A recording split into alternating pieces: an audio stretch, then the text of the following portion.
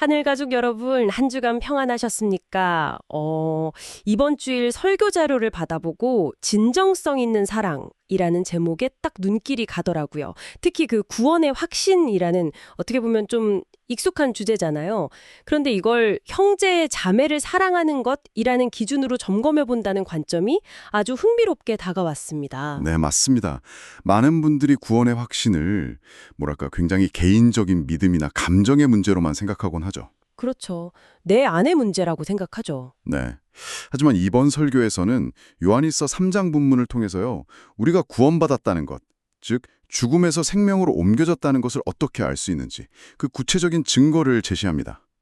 그 시작은 아주 오래된 메시지, 서로 사랑하라는 것이고요. 네, 그런데 설교의 흐름을 따라가다 보니까 서로 사랑하라는 메시지 다음에 곧바로 창세기의 가인과 아벨 이야기가 나와서 조금 놀랐어요. 아, 그 부분이요? 네, 사랑을 이야기하는데 왜 형제를 살해한 그 가인의 이야기가 필요했던 걸까요? 아주 날카로운 지점이십니다. 설교에서는 이 이야기를 일종의 극명한 대조를 위해서 사용합니다. 아, 대조요? 네. 무언가를 정의할 때 그것이 무엇인가를 설명하는 것만큼 그것이 무엇이 아닌가를 보여주는 게 더 효과적일 때가 있잖아요. 그렇네요. 네.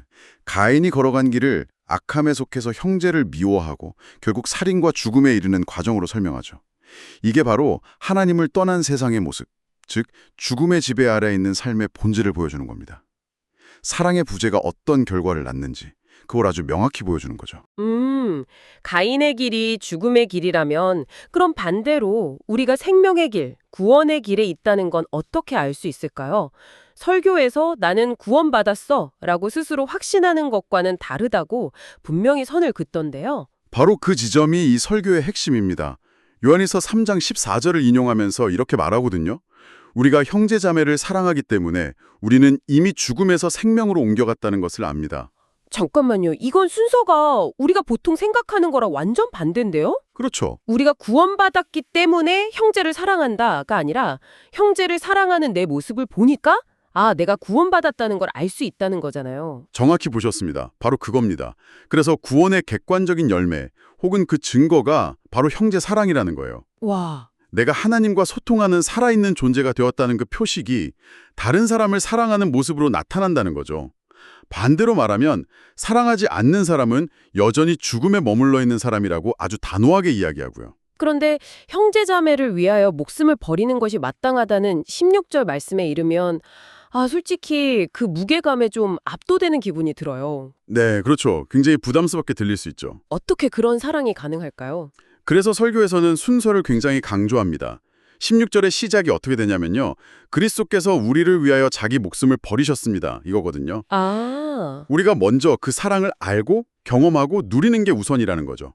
그래서 그 흑백 요리사 이야기가 등장했군요. 네네. 그 경연 주제가 요리사 자신을 위한 요리였는데 한 요리사가 손님들을 다 보낸 뒤에 혼자 앉아서 자신을 위로하기 위한 요리를 만드는 장면 말이죠. 맞습니다.